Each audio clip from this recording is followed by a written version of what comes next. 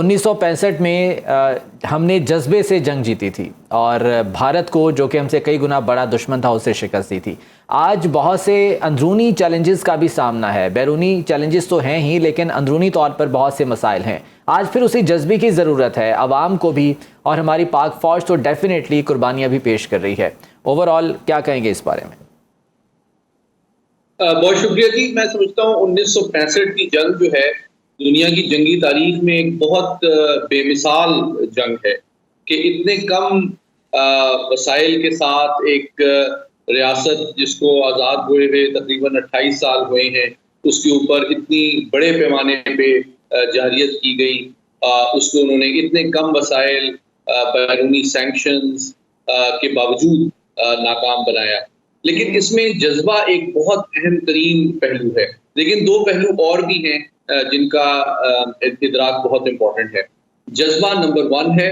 دوسرا ہماری عوام اور ہماری فوج جو ہے وہ یوں سمجھیں کہ یک جان دو غالب تھے اور ہر معاملے میں ان کو مکمل تائید, سپورٹ, احترام اور محبت جو ہے وہ افواج کی ہمارے ہر شہری کے دل میں اجاگر تھی.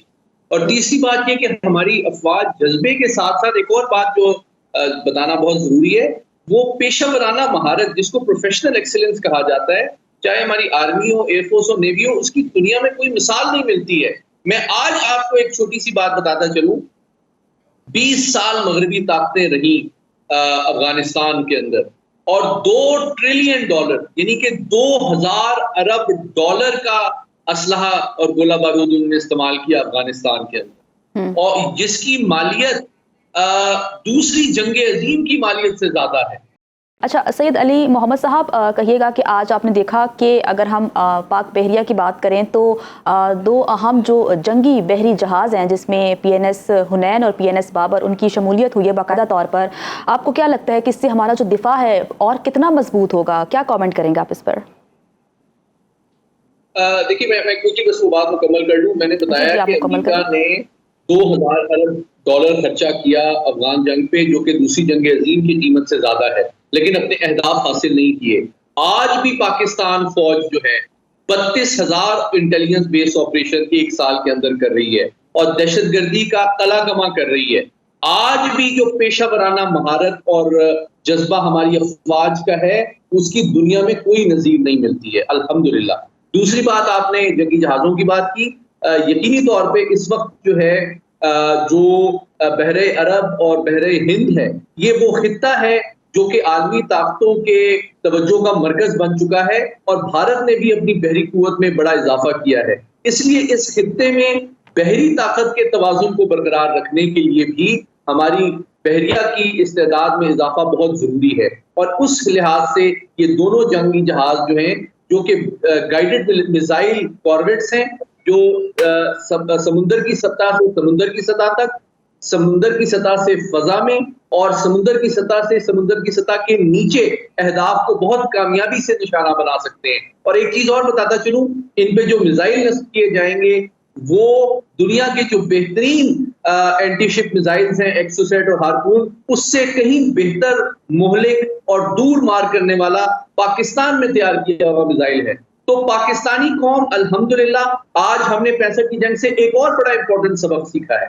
وہ یہ ہے کہ ہمیں بتدریج بیرونی اسلحے کے اوپر انحصار کم کرنا چاہیے اور خود انحصاری کی طرف جانا چاہیے تاکہ ہمارا دشمن جو ہے نہ صرف یہ کہ ہم اس کے دانت کھٹے کر سکیں بلکہ ہمارے افواج کو دنیا کا بہترین اسلحہ موجود ہو, اویلیبل ہو, لیکن وہ ملک کے اندر ہمارے سائنٹسٹ اور انجینئر کی محنت سے تیار کیا گیا ہو اور کوئی سینکشن رجیم جو ہے ہمارے ہتھیاروں کی اویلیبلٹی کو پہ اثر انداز نہ ہو سکے. محمد علی صاحب, ڈیفینیٹلی یہ تمام ہتھیار ہوں, یہ جہاز ہوں, یہ جو بھی ہے منیمم ڈیٹرنس برقرار رکھنے کے لیے تو انتہائی ضروری ہیں, لیکن کنونشنل وار سے اب بہت آگے دنیا جو ہے وہ نکل چکی ہے. ٹیکنالوجی کا زمانہ ہے. آپ کیا سمجھتے ہیں کہ کتنا سگنیفیکنٹ ہے اس وقت پاکستان جو ہے وہ ٹیکنالوجی کے میدان میں اور دیگر اہم جو میدان ہیں وہاں پر جو ترقی کر رہا ہے؟ دیکھیں, اس کو دو اعتبار سے دیکھا جا سکتا ہے. پہلی بات یہ ہے کہ پاکستان کے قیام سے لے کے آج تک جو 77 سال کا سفر ہے اس کو 3 سٹیجز میں دیکھا جا سکتا ہے.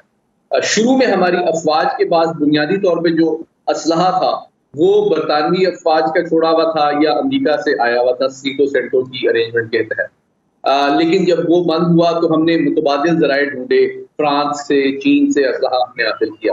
لیکن الحمدللہ پچھلے 30-35 سال کے دوران ہم نے اپنی دفاعی صنعت کو اتنی ترقی دے دی ہے کہ چاہے الخالد ٹینک ہو، چاہے JF-17 تھنڈر ہو، چاہے ہماری F-22P فریگیٹ ہوں، اور یہ 2 جنگی جہاز جس کا آپ نے حوالہ دیا PNS بابر اور حنین، یہ ہم پاکستان نہ صرف ڈیزائن کر رہا ہے بلکہ جوائنٹ کولیبریشن کے ذریعے ہم اپنے سائنٹسٹ اور انجینئر کے صلاحیتوں کو استعمال کر کے ان کو باقی دوست ممالک کے ساتھ تعاون کے نتیجے میں تیار کر رہے ہیں. اس کے ذریعے سے نہ صرف ہماری خود انحصاری بہتر ہو رہی ہے بلکہ ساتھ ہی ساتھ جو قیمتی زر مبادلہ ہے وہ بھی بچ رہا ہے، اور کل کو اگر کوئی ریاست آپ پہ پابندیاں لگاتی ہے تو آپ کی دفاعی استعداد پہ انشاءاللہ کوئی فرق بھی نہیں پڑے گا. تو یہ میں سمجھتا ہوں بڑی دوررس اور اہم ہماری اپروچ ہے کہ زیادہ سے زیادہ بیرونی انحصار کو کم کیا جائے ہماری افواج کی ضروریات کو پورا کرنے کے لیے. لیکن جو ہماری سلامتی اور ہمارے اس خطے میں امن کے استحکام کی سب سے بڑی ضمانت ہے وہ یہ بات ہے کہ الحمدللہ دنیا اسلام کی ہم واحد ایٹمی طاقت ہیں، اور ہمارا دشمن جو ہے وہ کسی قسم کی جارحیت کا تصور بھی نہیں کر سکتا، اور یہ ہمارے سائنٹسٹ اور انجینئر کی دن رات محنت کا سبب ہے.